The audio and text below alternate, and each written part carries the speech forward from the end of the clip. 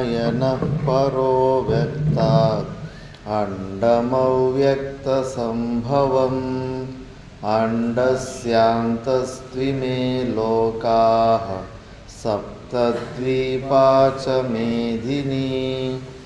ॐ शान्ति शान्ति शान्तिः।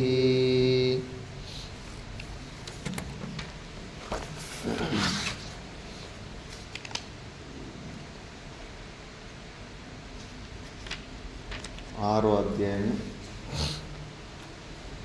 ఓం శ్రీ పరమాత్మనే నమః. అథ షష్ఠోऽధ్యాయः.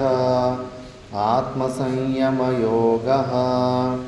శ్రీభగవానువాచ అనాశ్రితः కర్మఫలం కార్యం కర్మ కరోతి యః స సన్యాసి చ యోగి చ న నిరగ్నిర్న చాక్రియః.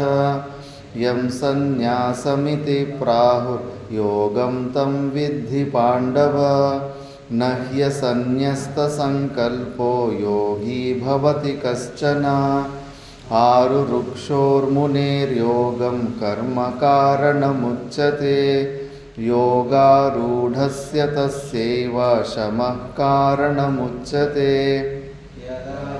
ఇంద్రియార్థేషు న కర్మస్వనుసజ్జతే. సర్వసంకల్పసన్యాసీ యోగారూఢస్తదోచ్యతే.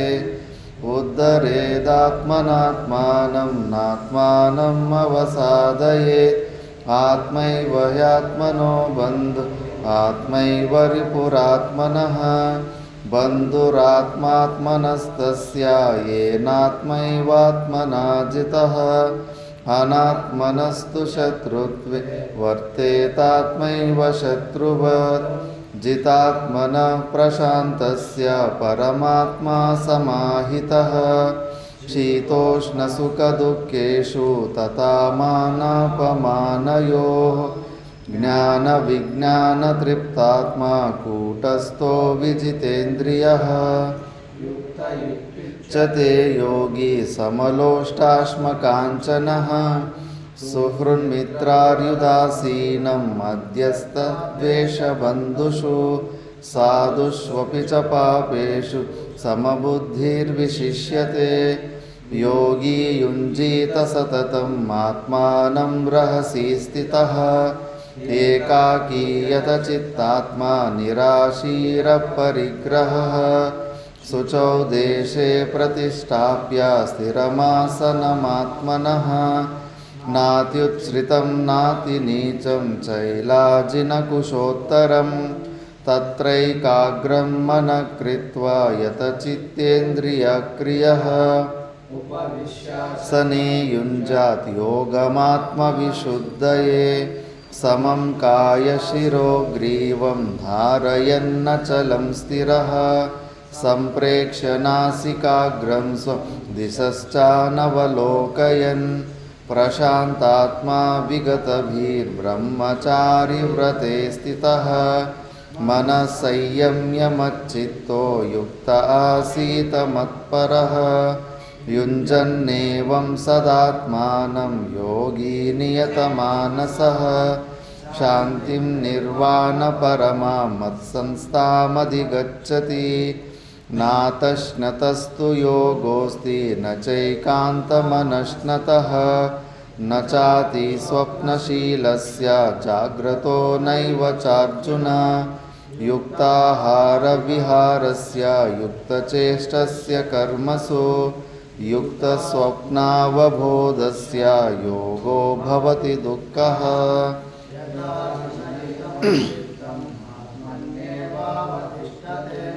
నిస్పృహ సర్వకామేభ్యో యుక్త ఇత్యుచ్యతే తదా.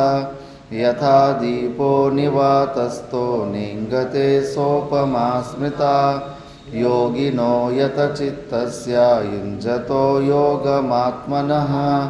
యత్రో పరమతే చిత్తం నిరుద్ధం యోగసేవయా. యత్ర చైవాత్మనాత్మానం పశ్యన్నాత్మని తుష్యతి. సుఖమాత్యంతికం యత్తద్బుద్ధిగ్రాహ్యమతీంద్రియం. वेत्ति यत्र न चैवायं स्थिरश्च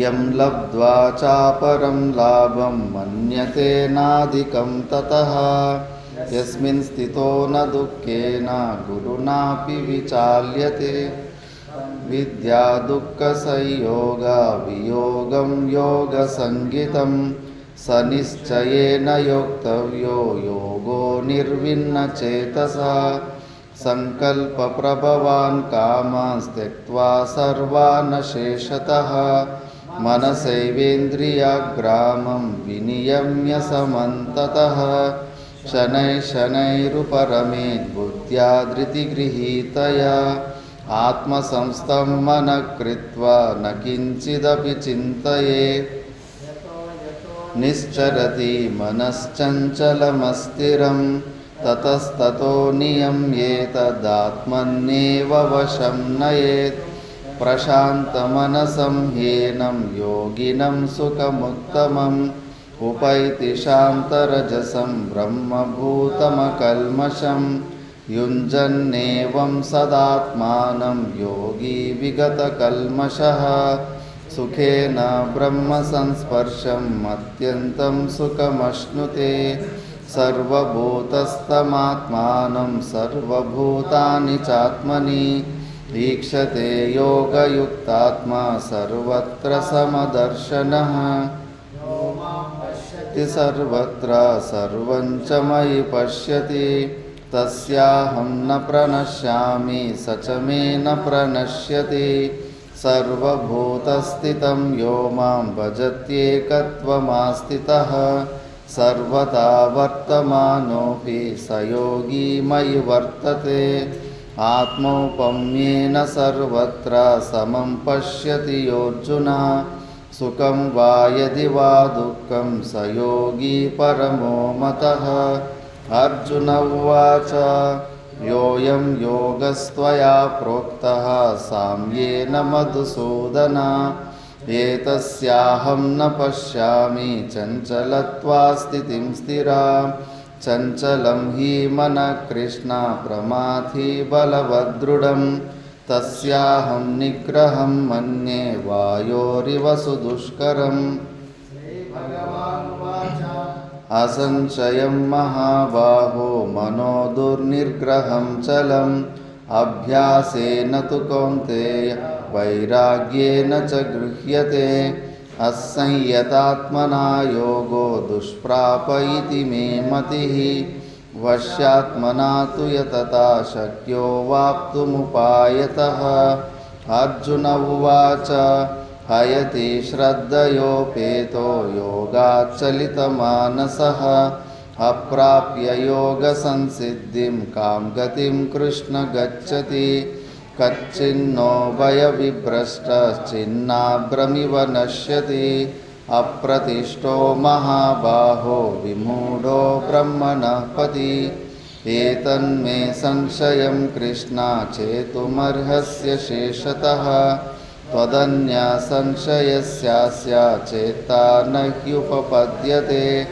श्रीभगवानुवाच पार्थ नैवेह नामुत्र विनाशस्तस्य विद्यते न हि कल्याणकृत् कश्चित् दुर्गतिं तात गच्छति प्राप्य पुण्यकृतां लोकानुषित्वा शाश्वती समाः श्रीमतां गेहे योगभ्रष्टोऽभिजायते अथवा योगिनामेव कुले भवति धीमताम् एतद्धि दुर्लभतरं लोके जन्म यदीदृशं तत्र तं बुद्धिसंयोगं लभते पौर्वदेहिकं यतते च ततो भूय संसिद्धौ कुरु नन्दन पूर्वाभ्यासेन तेनैव ह्रियते यवशोऽपि सः जिज्ञासुरपि योगस्य शब्दब्रह्माति वर्तते प्रयत्नाद्यतमानस्तु योगी संशुद्धकिल्बिषः अनेकजन्मसंसिद्धस्ततो याति परां गतिं तपस्विभ्योऽधिको योगी ज्ञानिभ्योऽपि मतोऽधिकः कर्मिभ्यश्चाधिको योगी तस्माद् योगी भवार्जुन योगिनामपि सर्वेषां मद्गतेनान्तरात्मना श्रद्धावान् भजते यो मां समे युक्ततमो मतः।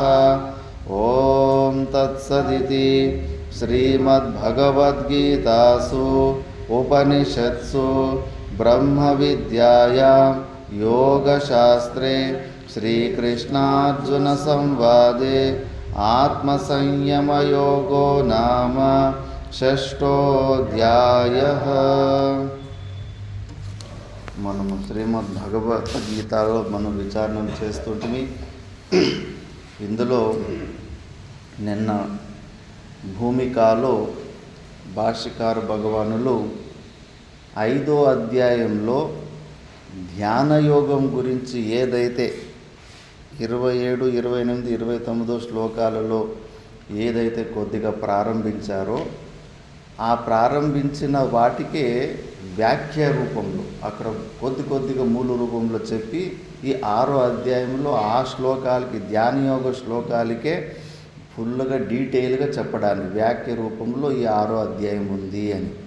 ధ్యానయోగం అంటే భగవద్గీత ప్రకారము నిష్కామ భావంతో ఈశ్వరార్పణ భావంతో కర్మలు చేసుకుంటూ అంతఃకరణ శుద్ధిని పొందిన తర్వాత ఆ జ్ఞానాన్ని పొంది జ్ఞాననిష్టగా అప్పుడు సర్వకర్మ సన్యాసం తీసుకొని స్వరూపంలో నిలబడాలనేది ఇది క్రమం. ఫస్ట్ యోగ్యత ఉన్న వాళ్ళు ఉత్తమ అధికారులు అయితే పూర్వజన్మలోనే వాళ్ళకంతా వైరాగ్యము మిథ్యాత్వ దర్శనము చాలా వరకు సాధన చేసుకున్నారు. కాబట్టి ఈ జన్మలో వాళ్ళకు ఈ ప్రపంచంలో ఏ మోహము లేదు. ముఖ్యంగా వైరాగ్యం, వాళ్ళకు ఎక్కడ ఆసక్తినే లేదు. సంసారంలో కానీ అది కావాలని ఇది కావాలి కానీ ఏదో ఒక ప్రాణాన్ని కాపాడుకోవడానికి ఒక మినిమం పరిగ్రహం తప్పితే మిగతాది ఏమొచ్చినా వాళ్ళ దగ్గరికి తిరస్కారం చేస్తూ ఉంటారు అనాత్మ వస్తువులు. ఎందుకంటే అంత పరమ వైరాగ్యంతో ఉన్నవాళ్ళు మోక్షాన్ని లక్ష్యంగా పెట్టుకున్నావు. నేను కర్తాని కాదు, నేను భోక్తాని కాదు, ఈ ప్రపంచం సత్యం కాదు అని చిన్న వయసులోనే అలాంటి భావనల్లో దృఢంగా ఉన్నవాళ్ళు వాళ్ళకు సర్వకర్మ సన్యాసము డైరెక్ట్గా వాళ్ళు సర్వకర్మ సన్యాసాన్ని తీసుకొని స్వరూపంలో నిలబడతారు. అలా కాని వాళ్ళు వీళ్ళకు కూడా ఆత్యంతిక దుఃఖ నివృత్తి పరమానంద ప్రాప్తి కావాలనుకున్న వాళ్ళు, మోక్షాన్ని పొందాలనుకున్నవారు, కాకపోతే అంతటి వైరాగ్యం లేదు. సాధన చతుష్టయ సంపత్తులు పూర్తిగా లేవు, కొద్దిగా ఉన్నాయి. మరి ఈ తత్వమసి మహావాక్యాలు వింటేనే స్వరూపంలో నిలబడడం అవడం లేదు. జీవభావంలోనూ ఇరుక్కుపోయారు, చాలా ఘోరంగా ఇరుక్కుపోయారు. ప్రతిరోజు ప్రతి క్షణము ఈ జీవభావంలో ఉంటూ వైషయిక సుఖాలు దుఃఖాలు ప్రతికూల అనుకూల పరిస్థితుల్లో రియాక్షన్స్ ఇవన్నీ కంటిన్యూస్గా జరుగుతున్నాయి. విషయమేమో అర్థమవుతూ ఉంది, మోక్షం అంటే ఏమి ఇవన్నీ, కాకపోతే అందులో నిలబడలేకపోతున్నారు. అలాంటప్పుడు మా గురువులు తాత గురువు కూడా చెప్పారు, సరే ముందుగా అధికారం లేకపోయినా పెద్ద పొడుంగిలు అనుకొని అధికారులు అనుకొని వేదాంత శ్రవణానికి వచ్చేశారు. తెలుసో తెలియకో ఇంకా గురుగారు సన్యాసముకి నువ్వు అధికారం కాదు అంటే కానీ ఏదో సార్ గురుగారిని ప్రెషర్ పెట్టి చాలామంది సన్యాసాలు కూడా తీసేసుకుంటారు. పొరపాట్లు జరిగినాయి. ఇప్పుడు మరి మీరు విన్నారు, ప్రస్థానత్రయం ఒకసారి వినేశారు, అయినా మీ పని కాలేదు. అప్పుడు చేయాల్సింది ఏంటి? ఒక స్టెప్ కిందికి దిగండి. ఇక్కడే రిపేర్ చేసుకోవాలి. ఒక స్టెప్ కిందికి దిగి మరి టైం వేస్ట్ చేసుకుంటే ఈ శుష్క వేదాంతం వల్ల ఇంకా మనోరాజ్యాలు ఎక్కువ జరుగుతూ ఉంటాయి. తమో గుణం అభ్యాసం అలవాటు ఎక్కువైపోతుంది. మరి అలాంటి మనస్తత్వాన్ని తమో గుణ అభ్యాసం ఎక్కువ చేసుకుంటే ఈ జన్మే కాదు ఏ జన్మకి కూడా ఆ తమో గుణంతో పుడితే గనా ఎప్పుడూ సమస్యలే. అన్ని చోట్ల ఇంట్లో ఉన్నోళ్ళ దగ్గర సమస్యలు వస్తాయి. నువ్వేమీ తమో గుణం ఎక్కువ అలవాటు చేసుకుంటే కానీ ఇంట్లో ఉన్నోళ్ళు కూడా వాళ్ళకు భారం అవుతావు. ఉద్యోగం కంపెనీకి పోతే వాళ్ళకు భారం అవుతుంది. ప్రతి ఒక్కరికి నువ్వు భారంగానే జీవితం కలుపుతుంటావు. అందుకే ఆ తమో గుణ అభ్యాసం ఎక్కువైపోతుంది. అలాంటప్పుడు మంచిగా ఒక స్టెప్ కిందికి దిగి నిష్కామ కర్మయోగము ఉపాసనను పెట్టుకొని సాధన చతుష్టయ సంపత్తులను పూర్తిగా చేసుకో. ఇందులోనే చాలా స్పష్టంగా చెబుతారు, చేసిన కర్మలకు మాత్రము తప్పకుండా ఫలం ఉన్నే ఉంటుంది. అది మాత్రం కంపల్సరీ ఉన్నే ఉంటుంది. అలా కాకుండా నువ్వు అధికారిత్వం లేకుండా పరాన్నముతోటి 40-50 సంవత్సరాలు, కొంతమంది చిన్న వయసులోనే వచ్చేసింటారు వైరాగ్యం లేకపోతే, 40-50 సంవత్సరాలు పరాన్నముతోటి ఇంకొకరు పరిశ్రమతోటి జీవితం గడిపితే కర్మ సిద్ధాంతము ఏమనుకున్నావు? ఎక్కడెక్కడ తిన్నావో, ఎవరెవరితో తిన్నావో, వాళ్ళ ఇంట్లో ఎద్దుల్లాగా కుక్కల్లాగా వాళ్ళ కొడుకుల్లాగా పుట్టి అది రుణం తీర్చుకోవాల్సిన పరిస్థితి వస్తుంది. మళ్ళా ఇంకా ఎక్కువైపోతే నరకాదీలు కూడా పోవాల్సిన అంత ఇదైపోతుంది. అందుకే ఆ ఫస్ట్ బెస్ట్కి నువ్వు యోగ్యమైన అధికారి కాదని తెలుసుకున్నప్పుడు సెకండ్ బెస్ట్ ఇది ట్రై చేయి. కృష్ణ పరమాత్ముడు భగవద్గీతలో ఒత్తి చెబుతూ ఉండేది ఇదే. దీన్నే ఈజీ అని చెప్తున్నాడు. అవ్యక్త చేత చాలా క్లిష్టమన్నాడు, చాలా కఠినమన్నాడు. నిర్గుణ నిరాకార స్వరూపుని డైరెక్ట్గా తెలుసుకొని అందులో నిలబడ్డమన్నది సింపుల్లే. మళ్ళీ మ్యాటర్ మాత్రం అష్టావకర గీత చదివినప్పుడు ఎట్లుంది, తేలినట్టుంది అంతే. ఇంతేనా అనిపించింది, అంత సింపుల్గానే ఉంది. కానీ మనం ఎక్కడ నిలబడ్డాం? మనసు బుద్ధుల్లోనే నిలబడ్డాం కదా. అంత విన్న తర్వాత కూడా ఈ సమస్యలు, ఈ దుఃఖము, ఈ భయము, ఈ క్రోధము, రాగద్వేషాలు ఇవేమీ పోవడం లేదు కదా. మన పరిస్థితి ఎలాగుంది మరి? ఎక్కడ ప్రాబ్లం ఉంది? ఈ మనసు నుంచి ఈ మనసు బుద్ధుల్ని సాక్షిభావంలో చూసేంత స్తోమత ఇంకా లేదు. అందులోనే నిలబడుతున్నాము. ఆలోచిస్తున్న బుద్ధినే నేను, విచారిస్తున్న మనసునే నేను అని దృఢంగా ఉన్నాం. అందులోంచి బయటకు దాన్ని సాక్షిభావంలో చూడలేకపోతున్నాం. మరి అలాంటప్పుడు ఈ సెకండ్ బెస్టే బెటర్ అని భగవంతుని ఉపదేశం ద్వారా కూడా దీనికే ప్రేరణ ఎక్కువ ఇచ్చాడు. దీనివల్ల గురు పరంపర, ధర్మము అన్నీ కూడా చక్కగా నిలబడుతూ జనరేషన్కు కూడా అందుకుంటూ పోతూ ఉంటాయి. ఇప్పుడు ఈ ధ్యాన యోగంలో ఇంట్రడక్షన్లో అందుకే చెప్పుకుంటూ వచ్చాడు. ఇక్కడ ఆరురుక్షు ఆరురుడు అని వీళ్ళిద్దరిని తీసుకుని, ఆరురుక్షు అంటే మోక్షాన్ని పొందాలని ప్రయత్నం చేస్తున్న ముముక్షు. ఆరురుడు అంటే అహమమ భావాలు, జగత్ సత్యత బుద్ధిని తెంపుకొని స్వరూప స్థితిలో ఉన్నవాడు. ఇంకా అతనికి ఆరుడినికైతే శమః కారణం ఉచ్యతే అంటే సర్వకర్మ సన్యాసం. వాడు ఈ ప్రవృత్తి మార్గంలోకి రాడు. ఆరురుక్షు వాడికి ఈ నిష్కామ కర్మయోగం, ఈశ్వరార్పణ బుద్ధితోటి నిష్కామ కర్మయోగం చేసుకుంటూ పోతూ ఉండాలి. వీడు కూడా మోక్షాన్ని పొందుతాడు, కాకపోతే కొద్ది క్రమంగా అని. ఇప్పుడు పూర్వపక్షి కర్మకాండి వృత్తికారులు, బోధాయన వృత్తికారులని అప్పుడు ఉండేవారు. వాళ్ళు కూడా ఈ భగవద్గీత గురించి టీకాలు రాశారు. వాళ్ళ మతం ఏంటంటే కర్మల వల్లనే మోక్షం వస్తుంది, కర్మలను అందుకే సచ్చే వరకు వదిలిపెట్టకూడదు, ఇది వాళ్ళ మతం. అందుకే మన ఇక్కడ భాష్యకారు భగవాన్లు ఇలా విచారణ చెబుతూ ఉంటే కన్నా పూర్వపక్షి వచ్చేసి లేదు ఇట్లెందుకు అనుకుంటావు, సీమ ఎందుకేసావు కర్మలకు, ఆరురుక్షు అని చెప్పేసి అంతఃకరణ శుద్ధి వరకునే వాడు ఇట్లా కర్మలు చేయాలి. దాని తర్వాత వాడు కూడా యోగ్యతను పొందిన తర్వాత సర్వకర్మ సన్యాసం తీసుకొని మోక్షాన్ని పొందడానికి బ్రేక్ వేసేసావు నువ్వు. అట్లా బ్రేక్ లేకూడదు, సచ్చే వరకు వాడు కర్మలు చేసుకుంటానే ఉండాలి అంటాడు. లేదు భగవద్గీతలో అక్కడ విభాగ వచనం ఉంది. ఇద్దరిని సపరేట్గా 3వ శ్లోకంలోనే ఆరురుక్షు అంటే కానీ మోక్షాన్ని పొందాలని ప్రయత్నం చేస్తున్నవాడు, ఆరుడు అంటే ఆల్రెడీ ఆ స్థితిని పొందినవాడు అని. ఈ విభాగ వచనం నీ ప్రకారము అనుకుంటూ అందరూ కర్మలు చేస్తూ ఉండాలా, సచ్చే వరకు చేస్తూ ఉండాలా, ఆ కర్మల ఒక ఫలమే మోక్షము అని అనుకుంటే కన్నా ఈ విభాగ వచనం వేస్ట్ అయిపోతుంది అని. ఇంక ఈ ఒక్క మాటకు, ఈ ప్రశ్నకు సిద్ధాంతి నోరు మూపించడానికి విభాగ వచనం వేస్ట్ అయ్యేది వద్దులే. ముగ్గురిని అనుకుందాం. ఇప్పుడు మోక్షాన్ని పొందాలని ప్రయత్నం చేస్తున్నాడు ఒకడు, ఆ స్థితిని పొందిన వాడు ఒకడు. అసలు నాకు ప్రయత్నం ఏమి చేయకుండా అలాంటి పామరులు ఎంతోమంది ఉన్నారు కదా, జస్ట్ నార్మల్ స్వార్థానికి కర్మలు చేసుకుంటూ జీవిస్తున్నారు. అలా ఈ 3వ వ్యక్తిని కన్సిడర్ చేసుకుంటే వీళ్ళిద్దరిని ఒక కేటగిరీకి వేసేసి ఏమీ చేయకుండా ఉన్నారు కదా, ఆ వ్యక్తిని ఇలా చేసుకుంటే విభాగ వచనం ఏం వ్యర్థం కాదు కదా, శాస్త్రం మీద దోషమేమి రాదు కదా.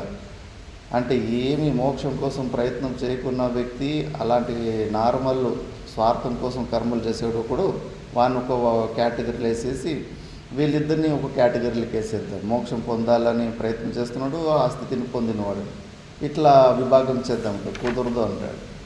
ఎందుకంటే శ్లోకంలో తస్యైవ, ఆ ఇద్దరు వ్యక్తుల్లో ఫస్ట్ మోక్షాన్ని పొందాలి అని ప్రయత్నం చేస్తున్న ఆరురుక్షునే అంతఃకరణ శుద్ధిని పొందిన తర్వాత, జ్ఞాననిష్టను పొందిన తర్వాత వాడే ఆరుడవుతాడు. తస్య ఏవ అని 3వ శ్లోకంలో వాడి గురించినే మాట్లాడాడు. ఇలాగ మోక్షం గురించి ప్రయత్నం చేయకుండా ఉన్నవాని గురించి అసలు మ్యాటర్ తీసుకోనే లేదు. వాడైతే మళ్ళీ పునర్జన్మలు తీసుకొని మళ్ళీ నరకాది స్వర్గాదులకు పోతూ ఉంటాడు. వాడిని మేము కన్సిడర్ చేయలేదు. అంతకన్నా మించి యోగ శబ్దాన్ని గ్రహించాడు. యోగం అంటేనే మోక్షాన్ని లక్ష్యంగా పెట్టుకుని జీవబ్రహ్మ ఐక్యాన్ని చేసుకోవాలని ఉద్దేశంతో చేసేదంతా కూడా యోగం అవుతుంది. అందుకే కేవలం కర్మ అని చెప్పలేదు, కర్మ యోగం అని చెప్పారు అని చెప్పేసి. ఇలా కాకుండా ఇంకా యోగ భ్రష్టుల గురించి కథన ఉంది. వీడేమో కర్మల వల్లనే కర్మలు చేసుకుంటూ ఉంటేనే మోక్షం వచ్చేస్తుందని. కర్మలు మోక్షానికి కారణం కాదు, బంధనానికి కారణమవుతాయి. ఇందులో యోగ భ్రష్టుల విషయం వస్తుంది. యోగ భ్రష్టులు వాళ్ళు కూడా నిష్కామ కర్మయోగం చేసుకుంటూ జ్ఞాననిష్టను మోక్షాన్ని పొందుకుంటూ బండి ఆగిపోయింది, చచ్చిపోయారు. అలాంటి వాళ్ళు మళ్ళీ నెక్స్ట్ 2 ప్రకారాలు, కోరికలు ఉన్నోడు శ్రీమంతుల ఇళ్లలో పుట్టి ఆ కోరిక తీరిపోయిన తర్వాత మళ్ళా సన్యాస మార్గానికి వస్తాడు. ఇంకోడు కోరికలు లేనివాడు కూడా యోగభ్రష్టుడు ఉంటాడు. వాడు యోగినాం కులే, పేదవాడు యోగి అయిన వాళ్ళ ఇళ్లలో పుట్టి వాడు మళ్ళా ఆ మోక్షాన్ని పొందుతాడని. మళ్ళీ వాళ్ళు చేసిన కర్మ అక్కడ రిజల్ట్ ఇచ్చిందా లేదా, ఇంకో పునర్జన్మలు ఇచ్చిందా లేదా. వీడేమో కర్మలు చేస్తే కన్నా మోక్షమే వచ్చేస్తుంది, పునర్జన్మలు రావు అని కర్మకాండి. మరి యోగ భ్రష్టుల విచారం కూడా చేసుకుంటే కన్నా కర్మలు కంపల్సరీ నీకు పునర్జన్మలు ఇచ్చేస్తాయి, రిజల్ట్ ఈయనే ఇస్తాయి. కాబట్టి కర్మల వల్ల మోక్షం కలుగదు. కర్మలు సచ్చే వరకు చేయాలన్నది ఎవరికి అది విధానం లేనే లేదు. మీరు ఊరికే కర్మకాండులు ఆ కర్మంలో దురాసక్తి పెట్టుకొని దాన్ని వెంబడి పట్టుకుంటున్నారు అని సమాధానం ఇచ్చాడు. లేదు మళ్ళా పూర్వపక్షి అన్నాడు, పోనీ ఇట్లా అనుకుందాము, ఈశ్వరార్పణ బుద్ధి ద్వారా కర్మలు చేశారు కదా, అందుకే ఆ కర్మలు వాళ్ళకు మళ్ళా పునర్జన్మానికి కారణం కావు అని. అంటే వాడు ఈశ్వరార్పణ బుద్ధి చేసి అంతకన్నా శుద్ధి చేసి జ్ఞానాన్ని పొందకుండా పోతే ఇంకా ఎక్కువ డబ్బల్ ఫలం ఇచ్చేస్తాయి. స్వార్థంగా చేసిన కర్మలే ఫలాలు ఇస్తాయంటే ఈశ్వరార్పణ బుద్ధి చేస్తే ఇంకా నీకు వడ్డీతో పాటు ఇంట్రెస్ట్తో పాటు ఇంకా ఎక్కువ రిజల్ట్స్ వస్తాయి. అంటే కన్నా సరేలే ఆ ఎక్కువ ఫలం అంతా మోక్షమే అనుకుందాం, మోక్షమే ఇస్తాడని అనుకుంటామంటే లేదు. మోక్షాన్ని ఎలాంటి వాడు పొందుతాడంటే గృహస్థాశ్రమంలో అహమమ భావాలు, భార్య పిల్లల మీద మోహాన్ని పెట్టుకొని ఈ జగత్తు సత్యం అనే భావంతో కర్తృత్వ భావంతో చేసేవాడికి మోక్షం దొరకదు. ఎలాంటి వానికి మోక్షం? ఏకాకి అంటే వాడు స్థూల రూపంలో భార్య పిల్లలు వెంబడున్నా కూడా లోపల మానసికంగా వాళ్ళని వదిలిపెట్టేసి ఉంటాడు. జనక మహారాజులాగా వాళ్ళు నా వాళ్ళు మమభావం అహంభావం లేకుండా వదిలిపెట్టేసి ఉంటాడు. ఏకాకి యత చిత్తాత్మ, ఇంద్రియ నిగ్రహం చేసుకుంటాడు. నిరాశి అపరిగ్రహి, ఏ ఆశలు లేకుండా ఉంటాడు, పరిగ్రహం చేయడు. పరిగ్రహం మళ్ళీ ఇవన్నీ మళ్ళీ బ్రహ్మచారి వ్రతే స్థిత. వాడు ఆ మోక్షాన్ని పొందాలని ప్రయత్నం చేసేటప్పుడు బ్రహ్మచారి వ్రతంలో ఉంటాడు. భార్య పిల్లలు ఉన్నప్పటికీ కూడా వాడికి ఆ ఆసక్తులు ఉండవు, బ్రహ్మచారిలాగానే జీవిస్తూ ఉంటాడు. ఇవన్నీ కూడా గృహస్థాశ్రమంలో ఉన్న వ్యక్తికి, అహమమ భావాలు ఉన్న వ్యక్తికి అవన్నీ కుదరవు. కాబట్టి ఆ గృహస్థుని గురించి ఇక్కడ చెప్పలేదు. ఆ గృహస్థ అహమమ భావాలు పెంచుకొని జగత్తు మిథ్యాత్వ బుద్ధి చేసుకున్న వ్యక్తి గురించి ఇక్కడ మాట్లాడుతున్నారు అని చెప్పేసి ఇక్కడ సమాధానం ఇచ్చాడు. ఇప్పుడు ఇంకా పూర్వపక్షి ఇంకా ఒక ప్రశ్న అడుగుతాడు. భగవద్గీత శ్లోకాన్ని ప్రూఫ్ చేసుకొని 169 పేజీలో నా అనాశ్రిత దొరికిందా చెన్నారెడ్డి గారు? 169 పేజీలో అనాశ్రిత ఇది అనేన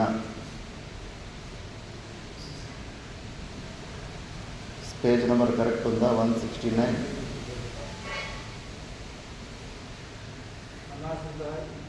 అనేన అక్కడి నుంచి అనాశ్రితః ఇతి అనేన కర్మిణః ఏవ సన్యాసిత్వం యోగిత్వం చ ఉక్తం ప్రతిషిద్ధం చ నిరగ్నేః అక్రియస్య చ సన్యాసిత్వం యోగిత్వం చ ఇది చేత్ న ధ్యానయోగం ప్రతి బహిరంగస్య సతః కర్మణః ఫలాకాంక్షా సన్యాసస్తుతిపరత్వాత్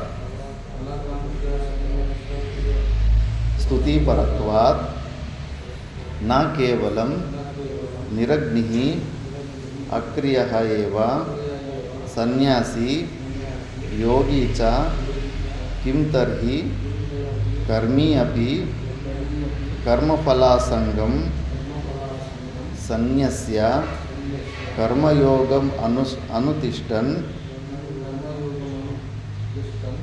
సత్వశుద్ధ్యర్థం స సన్యాసీ చ యోగి చ భవతి ఇతి స్తూయతే న చ ఏకేన వాక్యేన కర్మఫలాసంగసన్యాసస్తుతిః చతుర్థాశ్రమప్రతిషేధః చ ఉపపద్యతే. చెన్నారెడ్డి.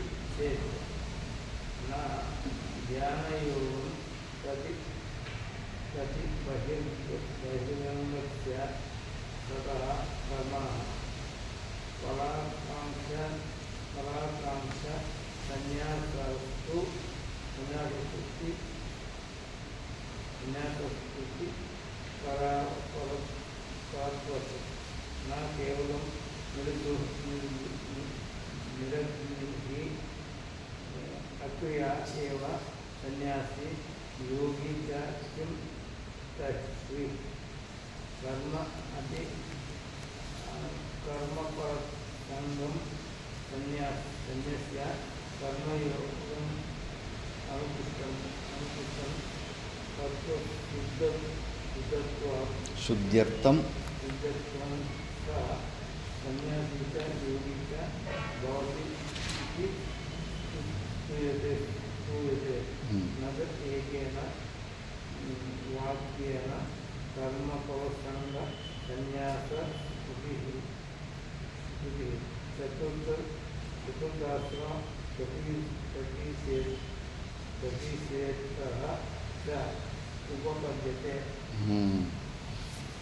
పూర్వపక్షి మళ్ళా ప్రశ్న అడిగిండు. అనాశ్రితః ఇతి అనేన కర్మిణః ఏవ సన్యాసిత్వం యోగిత్వం చ ఉక్తం ప్రసిద్ధం చ నిరగ్నేః అక్రియస్య చ సన్యాసిత్వం యోగిత్వం చ ఇది చేత్. మొదటి శ్లోకంలో ఈ అధ్యాయంలో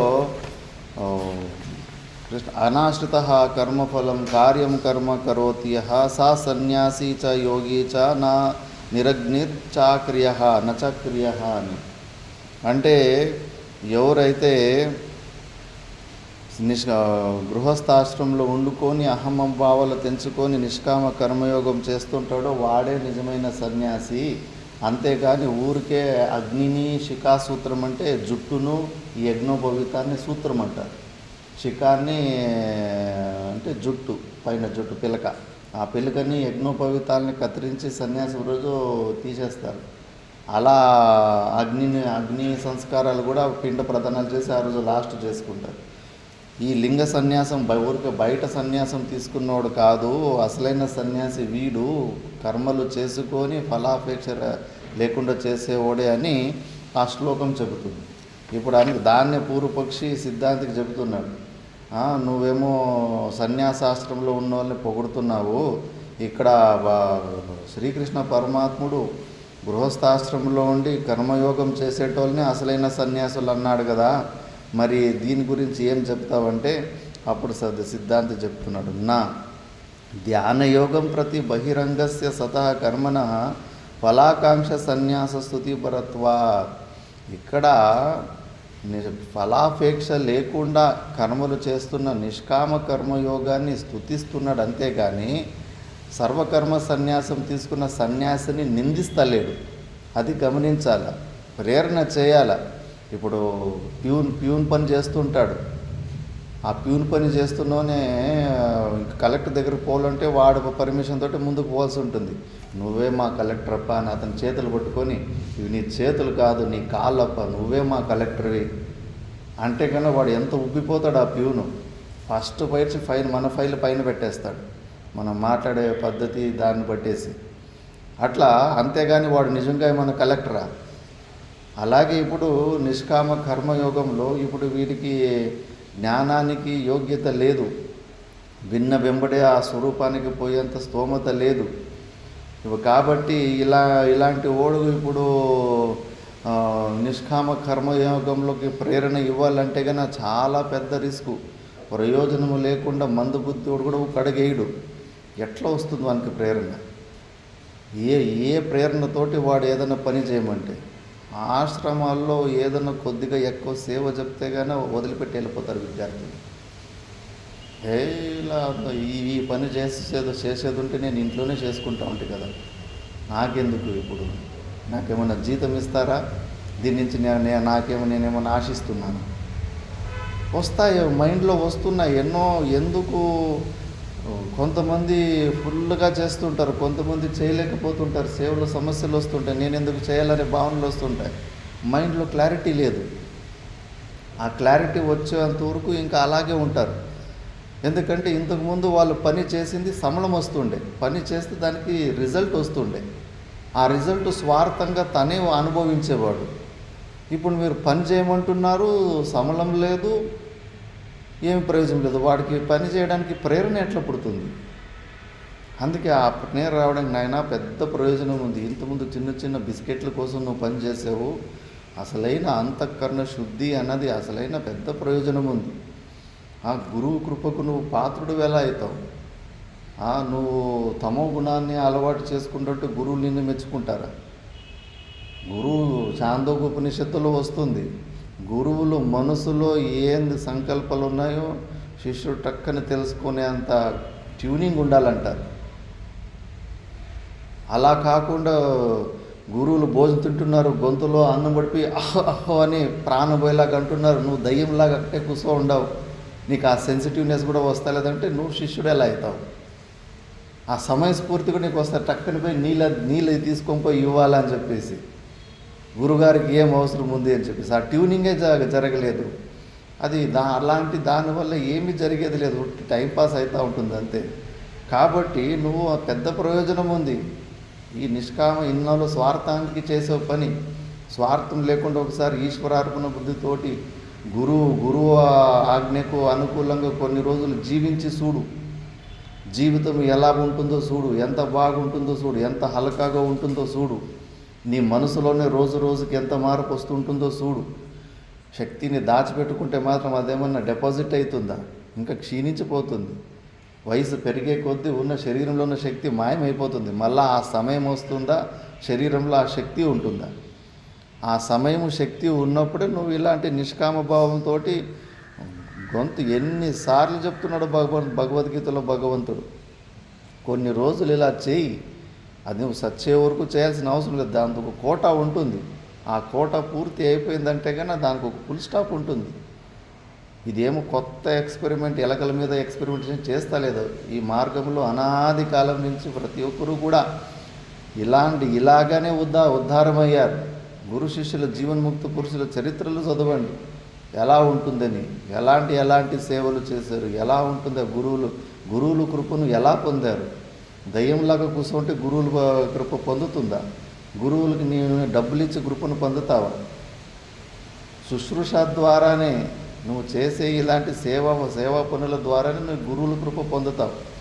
నువ్వు దాన్నే తమో గుణం ద్వారా దాన్నే కట్ చేసుకున్నావు మనసు ద్వారా, స్వార్థంగా ఆలోచించి నేనెందుకు చేయాలో, చేస్తే నాకేమొస్తుందని.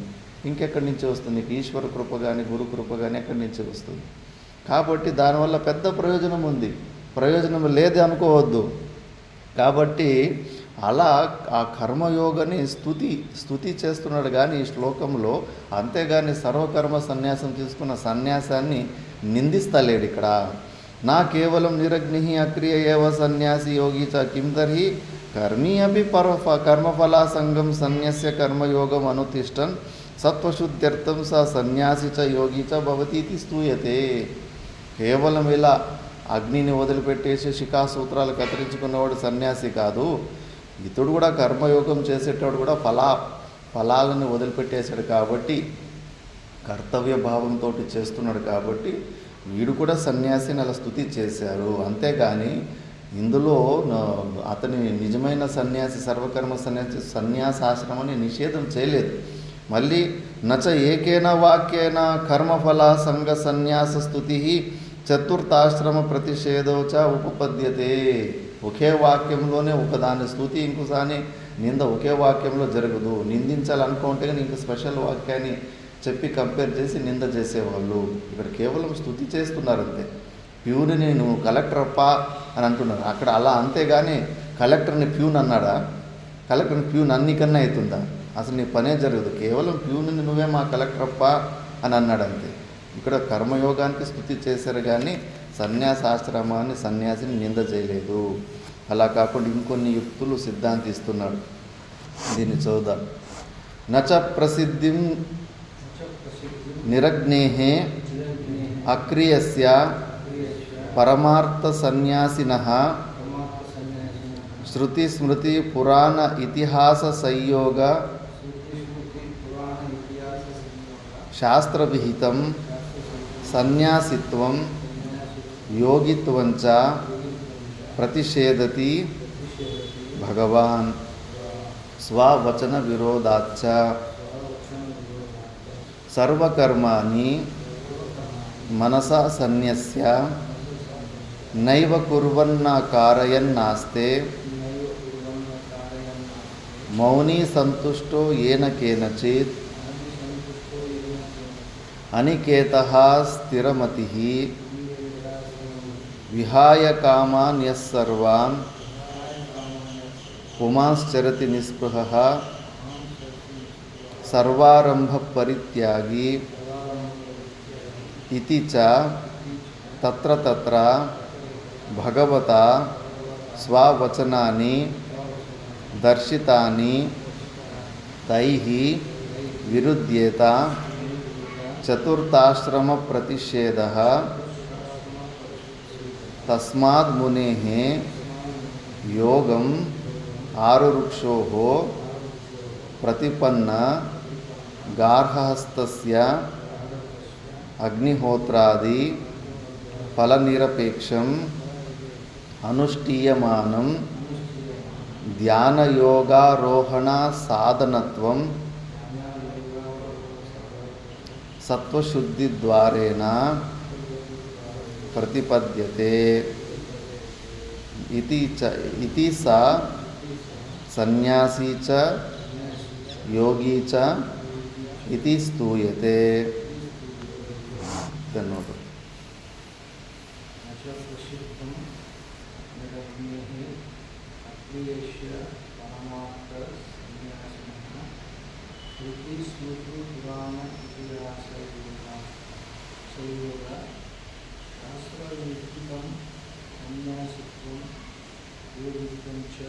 ప్రతిషేధతి భగవాన్ స్వవచన విరోధాచ్చ సర్వకర్మాణి మనసా సన్యస్య నైవ కుర్వన్ కార్యం అస్తే మౌని సంతుష్టో ఏన కేనచిత్ అనికేతా స్థిరమతిః విహాయ కామాన్ యస్సర్వాన్ పుమాన్ నిస్పృహః సర్వారంభ పరిత్యాగి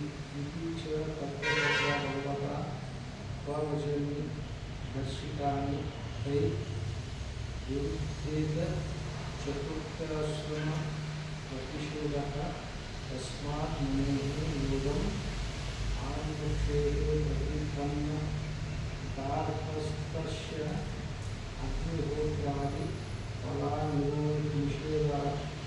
फलनिरपेक्षम् अनुष्ठीयमानं ध्यानयोगारोहण साधनत्वं सत्त्वशुद्धिद्वारेण प्रतिपद्यते इति स सन्न्यासी च योगी च इति श्रूयते।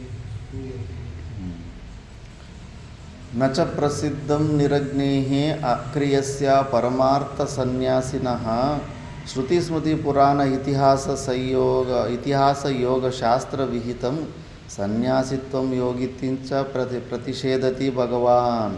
భగవంతుడు నిరగ్ని అంటే అగ్నిని వదులుకున్నవాడు, అక్రియాస్య నేను క్రియాస్వరూపుణ్ణి కాదని తెలుసుకున్న ఒక జీవన్ముక్త పురుషుని పరమార్థ సన్యాసిన, నిజమైన సన్యాసి, యథార్థ సన్యాసిన. ఈ శృతి అంటే డైరెక్ట్ వేదము, స్మృతి అంటే వ్యాస భగవానులు వశిష్ఠులు రాసిన భగవద్గీత, యోగ వాసిష్టము, వీటిని స్మృతి గ్రంథాలు అంటారు. స్మృతి అంటే ఎందుకంటే వాళ్ళు స్మరించుకొని ఆ వేదాలు ఉన్న తత్వాన్ని, అవతార పురుషుల చరిత్రను స్మరించుకొని రాశారు కాబట్టి దాన్ని స్మృతి అంటారు. పురాణాలు అంటే కన్నా పురా ఇవ నవా ఇది, ఇతిహాసంలో జరిగిన కొన్ని కథలు అవి ఇవి జోడించుకొని ఈ 4 ధర్మార్థ కామ మోక్ష పురుషార్థాలని చెప్పే విధానాన్ని పురాణం అంటారు. ఇతిహాసము రామాయణము, మహాభారతము, అవతార పురుషులు, మంచి మంచి సత్పురుషులైన రాజుల చరిత్రలు కూడా అందులో కూడా ఈ 4 పురుషార్థాల గురించి సంపూర్ణ జ్ఞానం ఉంటుంది. కాబట్టి వీటి ద్వారా యోగశాస్త్ర విహిత సన్యాసిత్వం యోగిత్వించత ప్రతిషేధతి భగవాన్, నా ప్రతిషేధతి భగవాన్. అలాంటి నిజమైన ఇన్ని పుస్తకాల ద్వారా, గ్రంథాల ద్వారా ఏదైతే సన్యాసుల గురించి వివరణ ఇచ్చి స్తుతించి చేశారో అలాంటి వాళ్ళని ఇక్కడ భగవంతుడు నిషేధం చేస్తలేదు. ఎందుకంటే స్వవచన విరోధాచ, అలా చేస్తే కన్నా భగవంతుడు చెప్పిన స్టేట్మెంట్లకి విరోధం అయిపోతుంది. భగవద్గీతలోనే ఎంత పొగుడుతాడో అలా నిజమైన సన్యాసిని. సర్వకర్మాన్ని మనసా సన్యస్య, అన్ని కర్మలను ముఖ్యంగా మనసులో అక్కడ వదిలిపెట్టేసి ఉంటాడు. శరీరంతో అహమభావాలు తెంచుకున్నాడు కాబట్టి. నైవ కుర్వన్న కారయన్నాస్తే, కర్తృత్వం ఉండదు, కారయితత్వం ఉండదు, అలాంటి స్థితిలో ఉంటారు. మౌని సంతుష్టో ఏనకిన చిత్తు, వృత్తులు లేకుండా ఆ స్వరూప స్థితిలో ఉంటాడు కాబట్టి మౌని. మళ్ళీ ఏన సంతుష్టో ఏనకిన చిత్తు, ఏది ఎంత దొరికితే వచ్చిన దాంట్లో ఎదురుచ్చలాభ సంతుష్ట అని దాంట్లోనే సంతృష్టి పడేవాడు. లేని దాని గురించి అయ్యో నా దగ్గర ఇది లేదు అది లేదని చింత చేసేవాడు కాదు. అనికేత స్థిరమతి, ఇది నా ఇల్లు అన్న భావం, ఈ శరీరమే నా ఇల్లు కాదు, నా ప్లేస్ కాదని అనుకున్నవాడు ఇంక వేరే బయట ఇల్లు మీద ఎక్కడన్నా మొహం పెట్టుకుంటాడు. అందుకే మహానుభావులు చిన్న చిన్న గుడిసెలు వేస్తే ఆ గుడిసె ఎదిలి వేరే చోటకి పోతే కాల్చేసిపోతారు. మళ్ళీ ఆ గుడిసె అలాగ ఉంటే కానీ ఆ గుడిసె మీద మళ్ళా మోహం వచ్చేస్తుంది. చాలా లైవ్ ఎగ్జాంపుల్ జరిగినాయి. ఉత్తరకాశీలో ఇట్లే గవర్నమెంట్ జాగాలో, ఖాళీ జాగాలో గుడిసెల్లాగా వేసుకొని 2 సాధువులు పక్కపక్కలోనే మధ్యలో రాళ్ళ కాంపౌండ్ పెట్టుకొని ఒక 6 ఇంచుల జాగా అటు ఇటు, నీ కాంపౌండ్ నా వైపు జరిపేస్తున్నావు గొడవలు పెట్టుకున్నారు. ఆ గొడవ కాస్త అంతగా పెరిగి త్రిశూలం తీసుకొని ఇద్దరు ఒకరికొకరు త్రిశూలంతో పొడుచుకొని ఇద్దరు చచ్చిపోయారు. మరి దాని మీద అసలు వాళ్ళ ప్లేసే కాదు, గవర్నమెంట్ జమీన్, అక్కడ గుడిసెలు వేసుకొని 6 ఇంచుల జాగా కోసం ప్రాణాలే చంపుకున్నారు. ఏ ప్లేసు నీది కాదు, ఆల్రెడీ ఒక అడుగు బయట పెట్టేసిడి, ఇక్కడే పర్మనెంట్గా ఉంటాను అట్లా ఇట్లా అని ఆ భావనలు ఏం ఎక్కడ ఆసక్తి పెట్టుకోవద్దు. 2 నెలలు వేసుకున్న కౌపీనం మీద ఉన్న మోహమే వదులుకోలేకపోతున్నాం. చోటా మహారాజు కథ చెప్పాను కదా. ఇంకా 10 సంవత్సరాలు 20 సంవత్సరాలు ఉన్న ప్లేస్ మీద మనకు మోహము రాకుండా ఉంటుందా? విపరీతమైన మోహం వచ్చేసి ఉంటుంది. దాన్ని గమనిస్తూ ఉండాలి.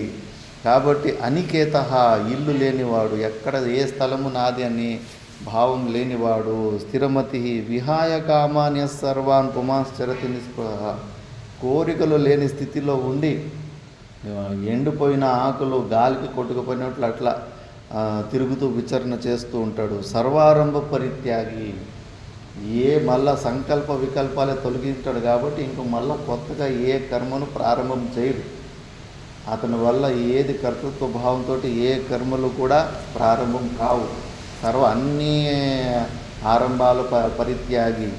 ఇది చ తత్ర భగవత స్వవచనాన్ని దర్శితాని తై విరుద్ధేత చతుర్థాశ్రమ ప్రతిషేధ.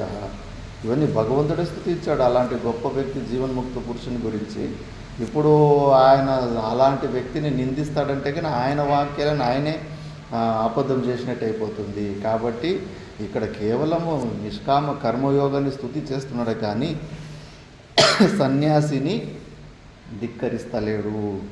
తస్మాత్ మునేః యోగం ఆరురుక్షో ప్రతిపన్న గారహస్తస్య అగ్నిహోత్రాది ఫల నిరపేక్షం అనుష్ఠీయమానం ధ్యానయోగ ఆరోహణ సాధనత్వం సత్వశుద్ధి ద్వారేణ ప్రతిపద్యతే. వాడికి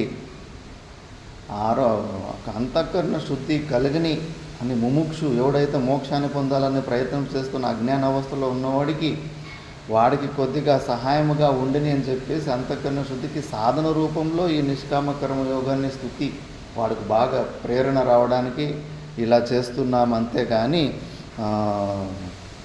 అంతేగాని సన్యాసిని యోగిని మనము ధిక్కరిస్తాయి. ఇది సన్యాసి చ యోగి చ ఇది స్తూయతే. అలా కర్మయోగిని కూడా నువ్వు సన్యాసి ఒప్ప, నువ్వు యతి ఒప్ప, నువ్వు యోగి ఒప్ప అనే శబ్దంతో వాడిని కొంచెం పొగిడితే వాడు ఏదైనా పని చేస్తాడు. ఎవరన్నా కానీ చేసిన పనిని మనం మెచ్చుకుంటే కానీ ఇంకొంచెం ఉబ్బిపోయి ఇంకొంచెం మంచిగా చేస్తాడు.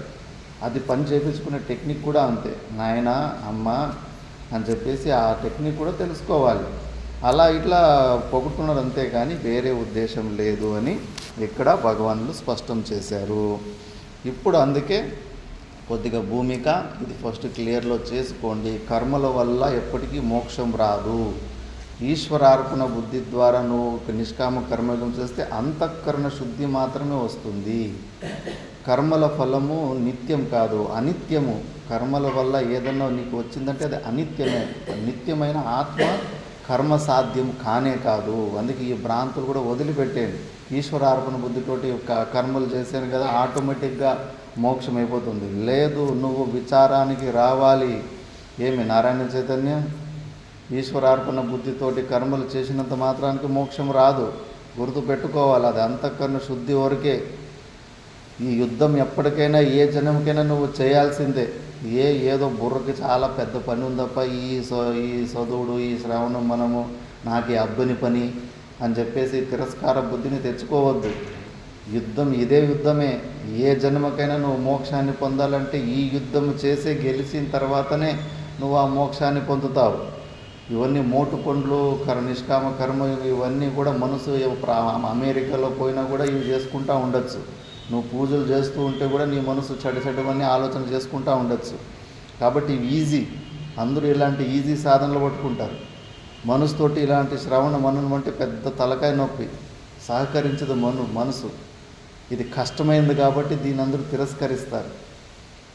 కానీ యుద్ధం ఇక్కడే చేసుకోవాలి, నువ్వు విచారంలోనే నీ పని అవుతుంది. అందుకే అవన్నీ వేరే ఆలంబనాలు అయిపోతుందిలే, ఎట్లో అయిపోతుందిలే, కాంట్రాక్ట్ ఎవరు గురువులు చేసేస్తారులే. నేను నమ్ముకున్న భగవంతుడు నాకు మోక్షాన్ని ఇచ్చేస్తున్న కాంట్రాక్ట్ వాళ్ళ మీద వీళ్ళ మీద వదిలిపెట్టడం కాదు.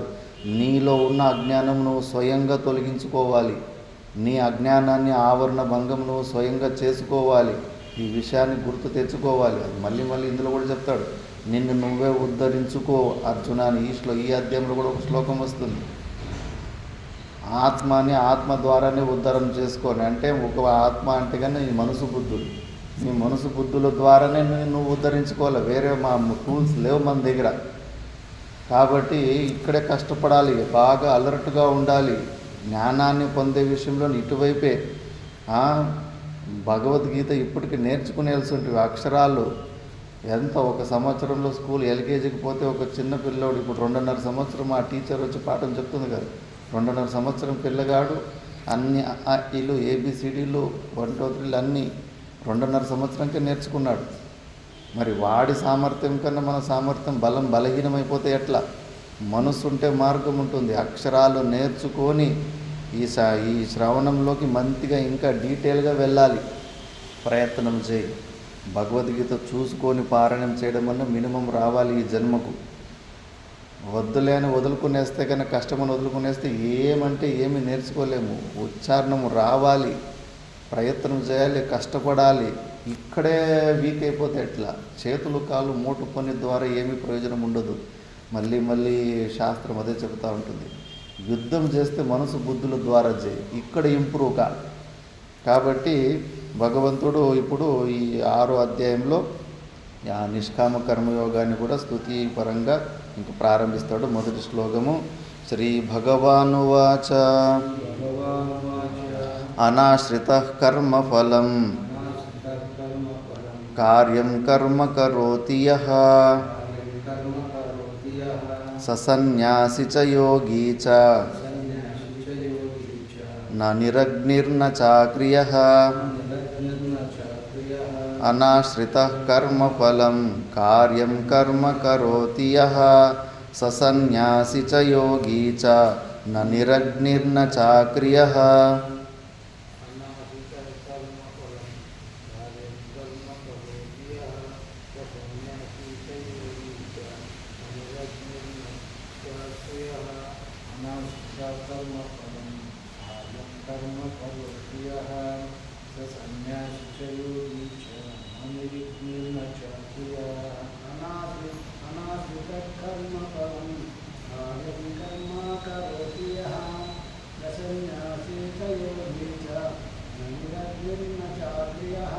నువ్వు చెప్తావా? ట్రై చేయి.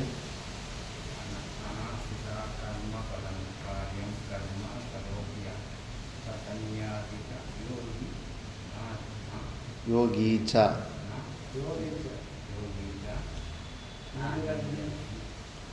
నా నిరగ్నిర్ నిరగ్నిర్న చాక్రియః. ఆల్మోస్ట్ వచ్చేసింది. కొద్దిగా ప్రయత్నం చేస్తే వచ్చేస్తుంది.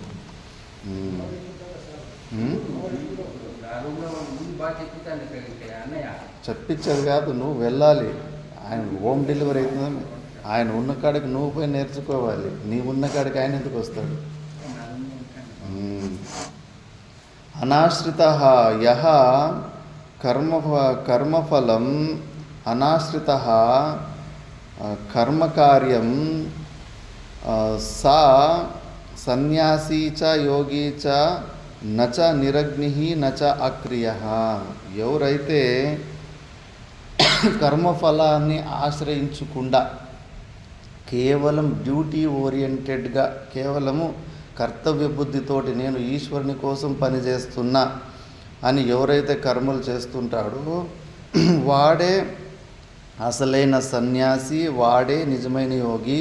అంతేకాని అగ్నిని నిరగ్ని అంటే కన్నా అగ్నిని అంటే ఈ సన్యాసం తీసుకుని బయట నిరగ్ని నచ అక్రియ అంటే క్రియలు చేయకుండా ఉన్నవాడు.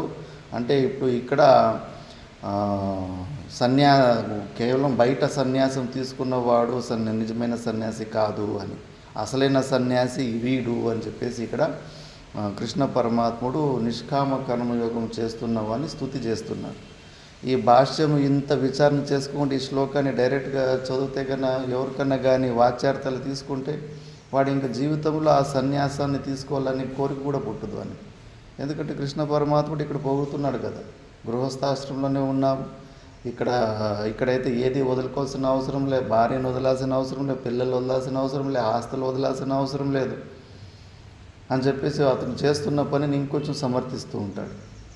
వివేకం లేదు. అది ఇక్కడ స్వార్థంతో చేస్తే కానీ అసలు ఇంకా అది మళ్ళా నరకాదిలకు వెళ్ళాల్సి ఉంటుంది. అహం మమ భావాలు తెంచుకున్న వ్యక్తి గురించి ఇక్కడ మాట్లాడుతుండేది. తాను గృహస్థ ఆశ్రమంలో ఉన్నప్పటికీ కూడా అహం మమ భావాలు లేకుండా ఈశ్వరార్పణ బుద్ధి ద్వారా కర్తవ్య బుద్ధితోటి చేస్తున్న నిష్కామ కర్మయోగిని ఇక్కడ అంత సన్యాసితోటి పోల్చి దాన్ని పొగుడుతున్నాడు. ఎందుకంటే వాడికి ప్రేరణ రాని అని చెప్పేసి. దీన్నే భాష్యంలో చూద్దాము. అనాశ్రితః నా ఆశ్రితః అనాశ్రితః కిం కర్మఫలం కర్మణః ఫలం కర్మఫలం యత్తద్ అనాశ్రితః కర్మఫల తృష్ణారహితః इत्यर्थः। इत्यर्थः। यो हि कर्मफल तृष्णावान् यो हि कर्मफलतृष्णावान् स कर्मफलम् स कर्मफलम् आश्रितो भवति। आश्रितो भवति। अयं तु अयं तु तद्विपरीतः। तद्विपरीतः। अतः अनाश्रितः कर्मफलम् एवं भूतः सन् एवं भूतः सन् कार्यं कार्यं कर्तव्यं कर्तव्यं नित्यं नित्यं काम्य विपरीतं काम्यविपरीतम् अग्निहोत्रादिकं अग्निहोत्रादिकं करोति करोति निर्वर्तयति। निर्वर्तयति। यः कश्चित् यः कश्चित् ईदृशः कर्मी कर्मी स कर्म्यन्तरेभ्यो कर्मयोः विशिष्यते विशिष्यते इति एवम् एवम् अर्थम् आह। अर्थम् आह। स सन्न्यासी च सन्न्यासी च योगी च इति। योगी च इति। सन्न्यासः सन्न्यासः परित्यागः परित्यागः स यस्य यस्य अस्ति अस्ति स सन्न्यासी च सन्न्यासी च योगी च। योगी च योगः योगः चित्तसमाधानं चित्तसमाधानं स यस्य यस्य अस्ति अस्ति स योगी च योगी च इति। एवं गुणसम्पन्नः अयं मन्तव्यः। न केवलं निरग्निः अक्रियः एव सन्न्यासी योगी च इति मन्तव्यः। निर्गता अग्नयः कर्मांगभूता यस्मात् स निरग्निः अक्रियः च अनग्निसाधना अपि अविद्यमानाः क्रियाः तपोदानादिका यस्य असौ अक्रियः।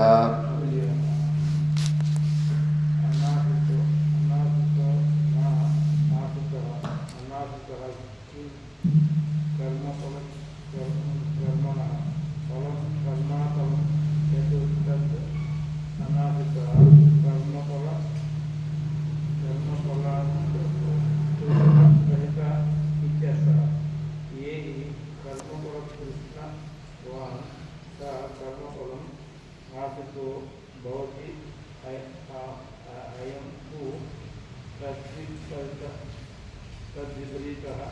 अतः अनासक्तः कर्मफलम् एवं भूतः मन कार्यं संकार्यं कर्तव्यं नित्य काम्य विपरीतम् अग्निहोत्रादिकं करेति निर्वर्तयति। यः ईक्षत् इत्यर्थः। कर्म सा कर्मेतरेभ्यो विशिष्यते इति एवम् अर्थम् आह। स सन्न्यासी च योगी च इति। सन्न्यासः परित्यागः स यस्य अस्ति सः सन्न्यासी च योगी च। योगः चित्तसमाधानं च यस्य अस्ति स योगी च इति। एवं गुणसम्पन्नः अयं मन्तव्यः। न केवलं निरग्निः अक्रिया एव सन्न्यासी योगी च इति मन्तव्यः। निर्गता अग्नयः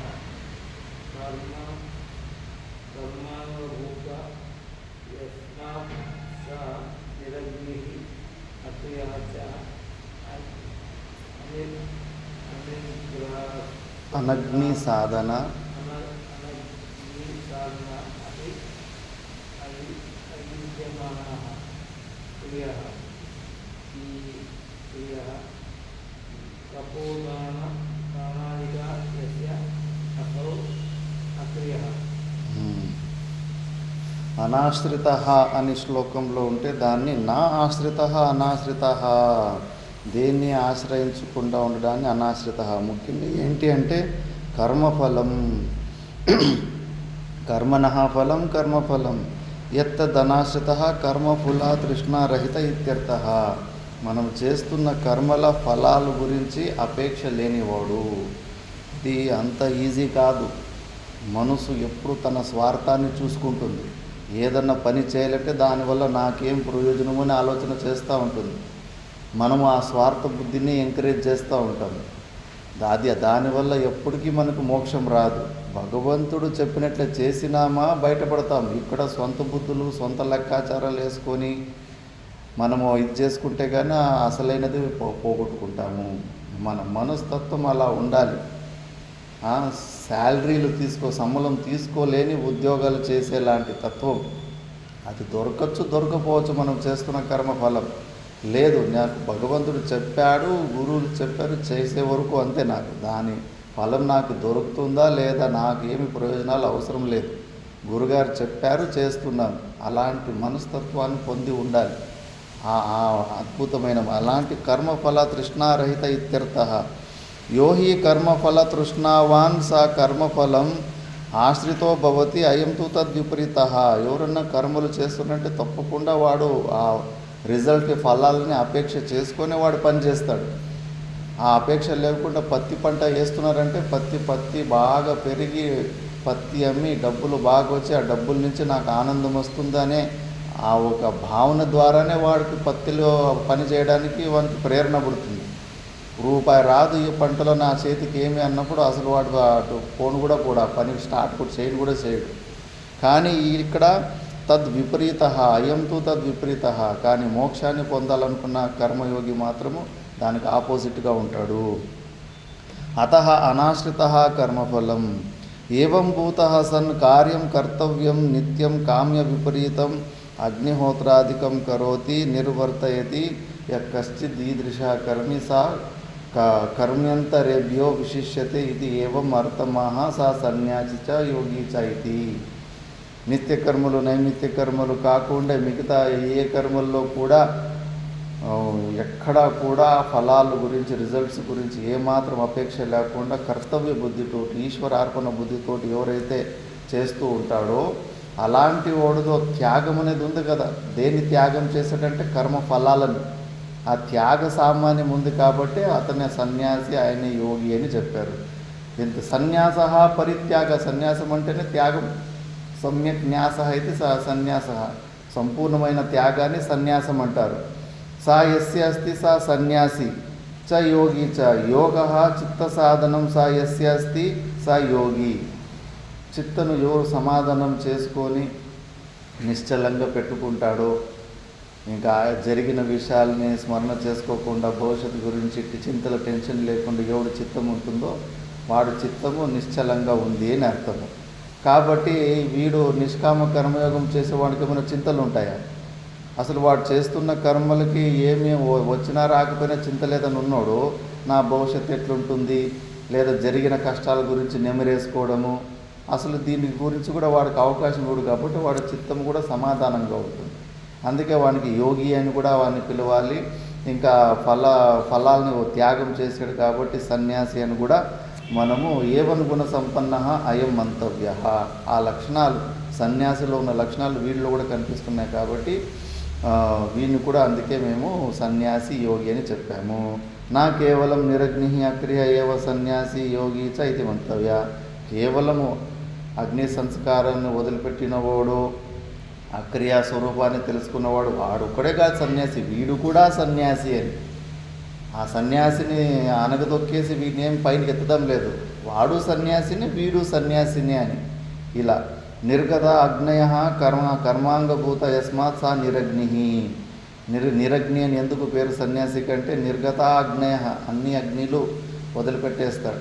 ఆ రోజు పిండ ప్రదానాలు పెట్టుకొని ఇంకా అగ్ని సంస్కారాలు అయిపోతాయి. అందుకే అలాంటి సన్యాసిని అగ్గిలో మంటలు పెట్టరు చచ్చిపోయిన తర్వాత, భూమిలో పూడ్చిపెట్టాలా, లేదంటే కన్నా నదుల్లో వేసేయాలి, అగ్ని సంస్కారం ఉండదు. అనగ్ని సాధన అపి అవిద్యమానాః క్రియాః తపోదానాదికాయస్య అసౌ అక్రియః. ఈ తపస్సాది గుణాలు ఏదైతే ఉంటాయో స్వరూపంలో నిలబడి ఉంటాడు కాబట్టి ఆయన అక్రియ స్వరూపుడు. ఆయన శరీరం ఏదైనా పనులు చేస్తూ ఉండొచ్చు కానీ ఆయన మాత్రం తన స్వరూపం నిలబడి ఉంటాడు కాబట్టి అతన్ని అక్రియ అంటారు, నిరగ్ని అంటారు. అతడు మాత్రమే సన్యాసి కాదు, ఇతడు కూడా నిష్కామ కర్మయోగం చేసి ఫలాన్ని త్యాగం చేసిన వాడు కూడా సన్యాసి అని అర్థము. మిగతాది ఇప్పుడు పూర్వపక్షి కొన్ని ప్రశ్నలతో రేపటి క్లాస్లో చూద్దాం. ఓం పూర్ణమదః పూర్ణమిదం పూర్ణాత్ పూర్ణముదచ్యతే పూర్ణస్య పూర్ణమాదాయ పూర్ణమేవావశిష్యతే. ఓం శాంతి శాంతి శాంతి.